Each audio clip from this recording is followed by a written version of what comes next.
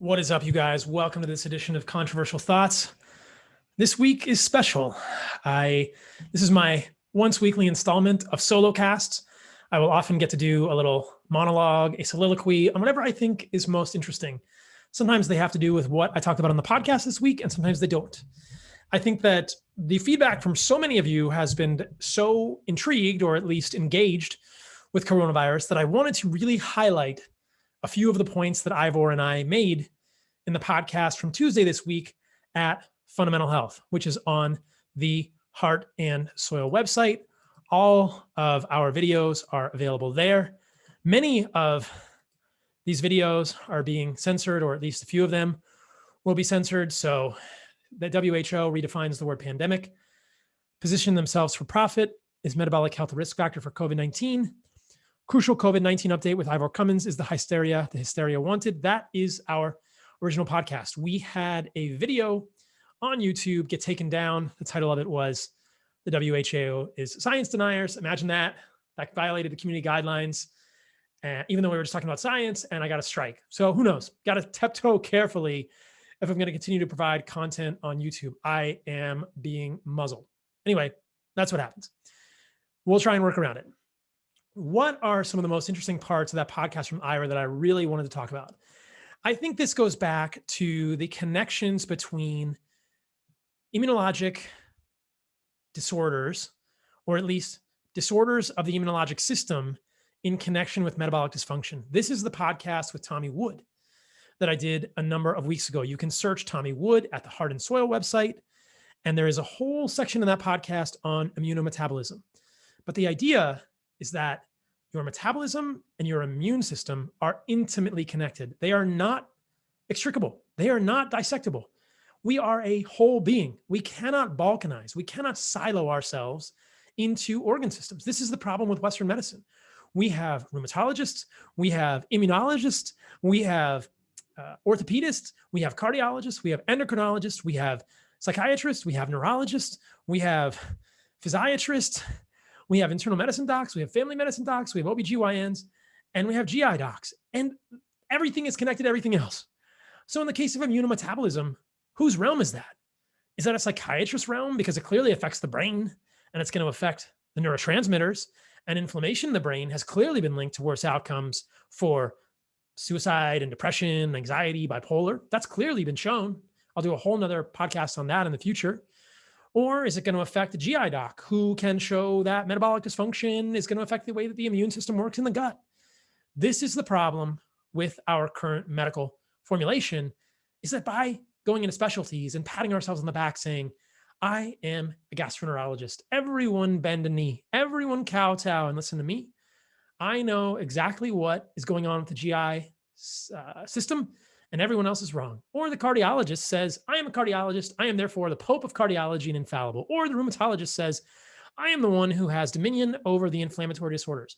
Or the immunologist says, wait a minute, this involves T cells and B cells and peripheral mononuclear blood cells, so that's my territory. And everybody's so busy bickering about whose job it is that they can't connect the dots. And that's the problem. There's a lot of turf wars in medicine, and this really kills me. And that's one of the reasons that I don't really think about my specialty anymore. I did my residency in psychiatry. I don't practice psychiatry anymore. I enjoyed learning about mental health disorders. I certainly saw a connection with inflammation, metabolic health, neuroinflammation, neurotransmitters, and the illnesses that claim the most lives of anything in the world that cause the hugest amount of morbidity. Depression and anxiety are clearly the biggest loss of quality of life for Americans.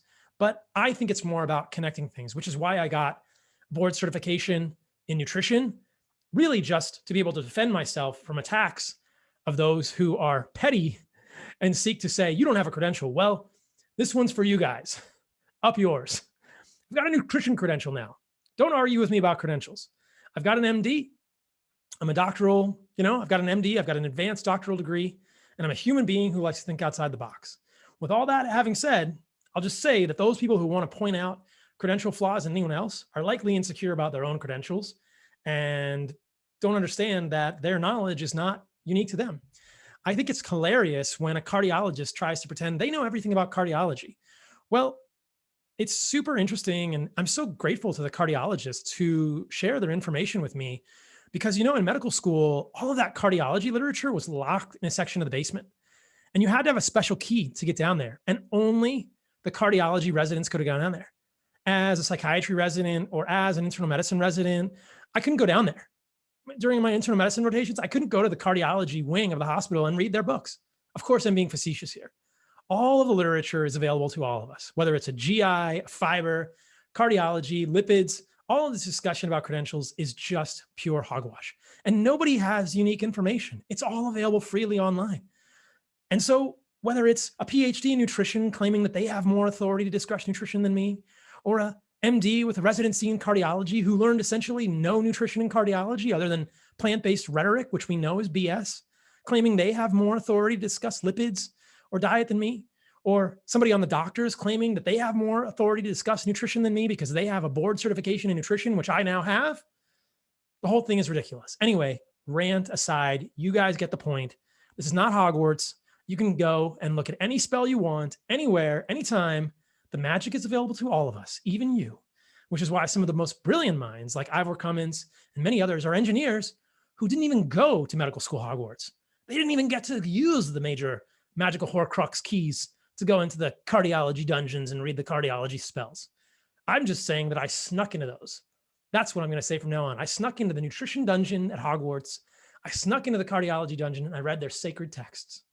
Anyway, let's talk about metabolic health and immunometabolism. This is really important because, as Joe Rogan asked on a recent podcast earlier this week with a guy from Yale, why has there been no discussion of the way that we can modify our immunity with diet, which I believe is the biggest factor, and lifestyle, or sleep, or lower stress? And the guy literally goes, I don't know. That was really disappointing. This supposed expert doesn't know the answer to that question.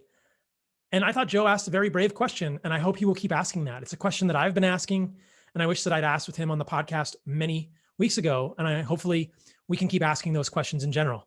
Why has metabolic health not been at the forefront? As I spoke about with Ivor on the podcast, there is so much evidence that metabolic health determines COVID outcomes, and as I spoke about with Tommy Wood, that metabolic health determines overall immunologic outcomes with flu, everything else. Every immunologic issue, every infectious illness is related to metabolic health. Don't believe me? Look at this. The impact of obesity and metabolic syndrome on immunity. I've spoken about all these references in the past, guys. They're in the show notes from the Tommy Wood episode. So basically what it says, obesity is associated with metabolic disturbances that cause tissue stress and dysfunction. Obese individuals are at a greater risk for chronic disease and often present with clinical parameters of metabolic syndrome, insulin resistance, those are essentially synonymous. Systemic markers of chronic low-grade inflammation, again, synonym. It has been well established that cells of the immune system play an important role in the pathogenesis of obesity, and metabolic syndrome-related chronic disease is evidenced by leukocyte activation, dysfunction in metabolic tissues such as adipose tissue. I've been talking about that a lot recently, and I'm going to talk more about adipose tissue in the podcast coming out on Tuesday with Peter from Hyperlipid, liver, pancreas, and the vasculature. Oh, is that important for anything like cardiovascular disease or fatty liver or insulin synthesis for things like diabetes? However, recent findings have highlighted the substantial impact that obesity and metabolic parameters have on immunity and pathogen defense. Oh, could we insert coronavirus here? I'll say it's SARS-CoV-1 so I don't get censored, but you could also include whatever number you want after SARS-CoV. I'm not talking about SARS-CoV-2. That would not be responsible. And the community guidelines on YouTube would allow me to get censored, but I might be. Fact checkers, up to you. Including the disruption of lymphoid tissue integrity, alterations in leukocyte development, phenotype and activity, and the coordination of the innate and adaptive immune responses. If you don't know what those are, go back to the podcast with Tommy Wood. The innate is kind of the first line of immune response. It's the dendritic cells, the macrophages, the NK cells, the adaptive immune cells or T and B cells, which respond later on. So innate and adaptive, first line, second line. These changes are associated with an overall negative impact on chronic disease progression, immunity from infection, vaccine efficacy. We would never question the efficacy of any vaccine. Anyway, you guys can read this review. It's quite clear. There are so many studies. Many of these are in animals, but here I have highlighted those that are in human subjects and show alterations in immune phenotypes looking at cytokines, which is the immunologic milieu. These have to do with vaccine failures, tetanus failure, influenza failure, increased risk influenza-related complications and hospitalizations in diabetic, obese, and overweight children, respectively, or reverse respectively. You can look at this on the YouTube video or heartandsoil.co. Type 2, hemodialysis patients, diabetics, increased risk hepatitis V vaccine failure. So as I have spoken about with many in the past, will the vaccine be as effective for those who are in most need? I doubt it. It's a complete sham. It's a Band-Aid. No vaccine will give anyone immunologic health because no vaccine will give them metabolic health, which is driving immunologic dysfunction. So that is a great study to start with. I will move on to the next study, which again, all of these are in the podcast with Tommy Wood. The relationship between the neutrophil lymphocyte ratio and insulin resistance in newly diagnosed type 2 diabetes mellitus patients. This is essentially looking at innate, adaptive, imbalance. You can look at neutrophils, you can look at lymphocytes, and the NLR ratio as it goes up is associated with a higher rate of immunologic or insulin resistance. You can see here the p-value is less than 0.001. The 95% confidence interval for the logistic regression analysis independently associated with IR is 4.27 to 12.223. Pretty freaking open and shut case. Metabolic syndrome creates immunologic dysfunction. The media has not talked about this. You can calculate your neutrophil lymphocyte ratio. You can do that by looking at your absolute neutrophils or your absolute lymphocytes, or the percentage of your neutrophils over the percentage of your lymphocytes, but do it when you're healthy.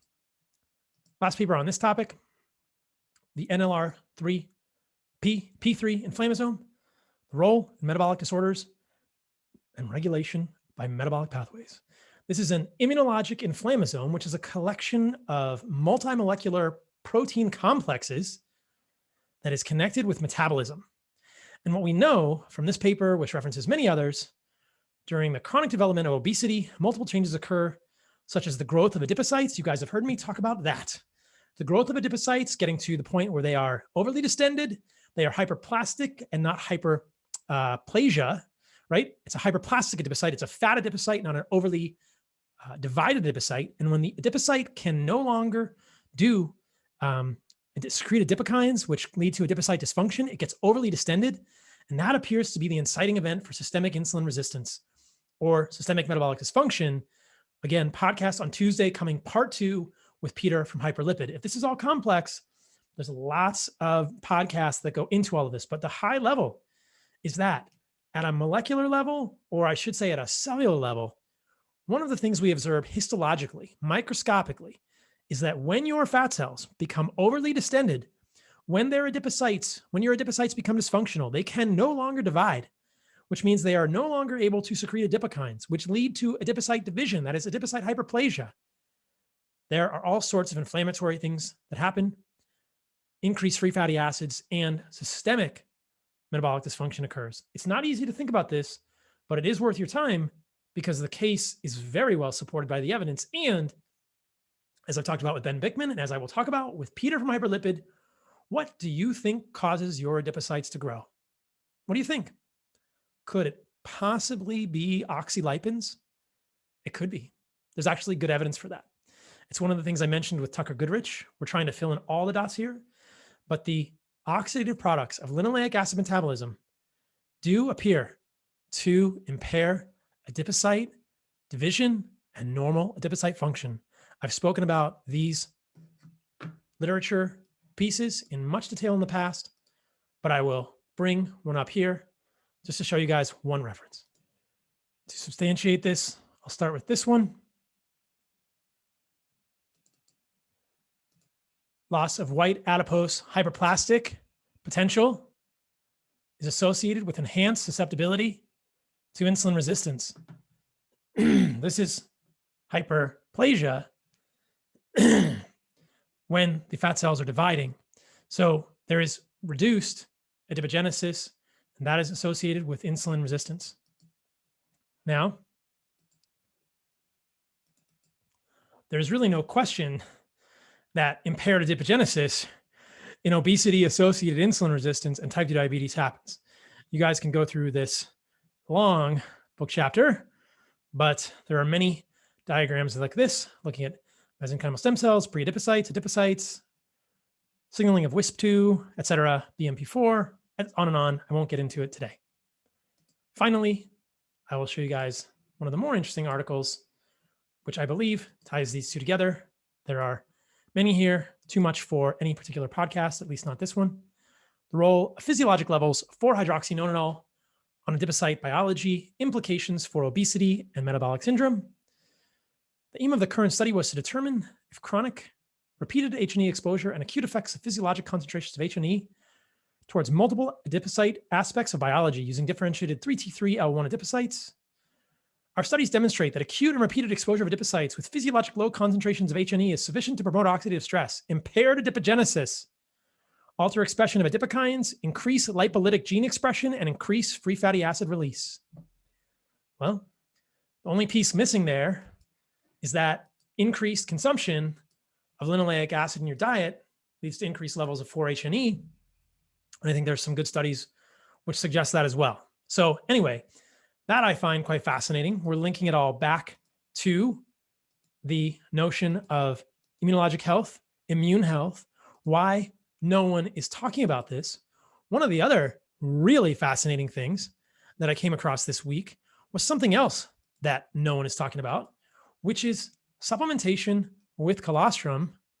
Actually, I saw this as an article on Mercola and its relationship to flu vaccine efficiency or efficacy. So as we're moving into flu season now, many of you will be thinking about getting a flu vaccine.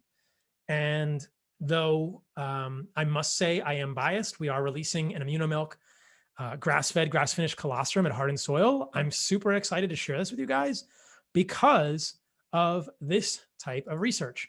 So this is the first paper that you guys can review, Colostrum and its benefits to review. It's a nutrient-rich fluid produced by female animals, loaded with immune growth factors, tissue repair factors, significant quantities of complement components that act as a natural antimicrobial agents, actively stimulate the maturation of an infant's immune system.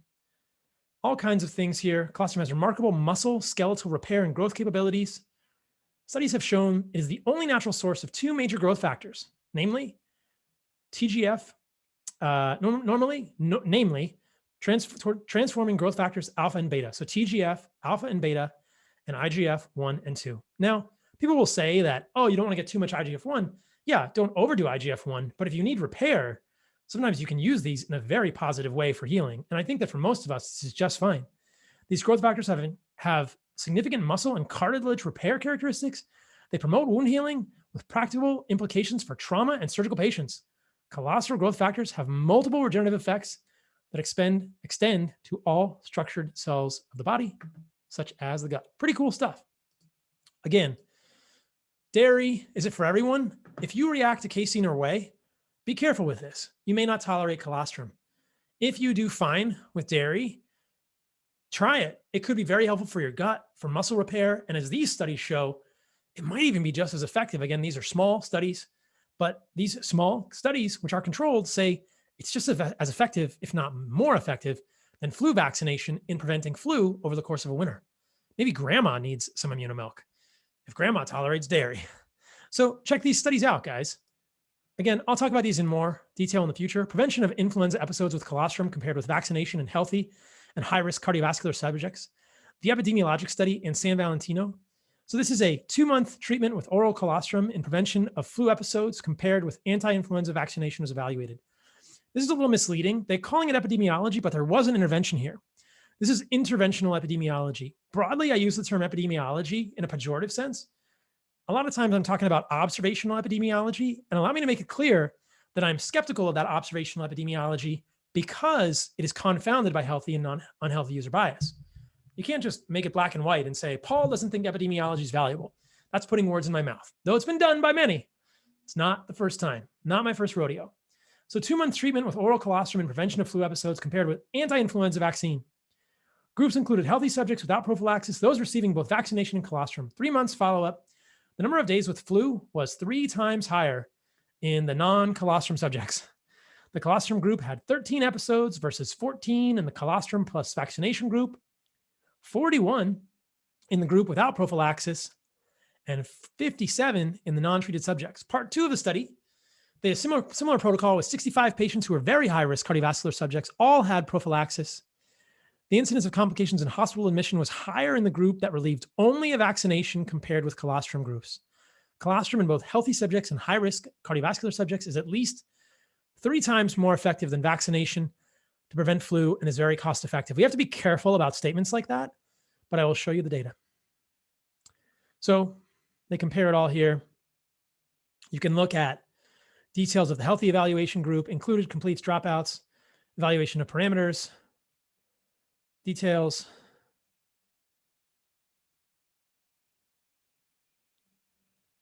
And here you will see events, subjects, dropouts, flu episodes less than 2 months, flu episodes in 3 months, days of disease in 3 months, no prophylaxis, vax plus colostrum, and vax.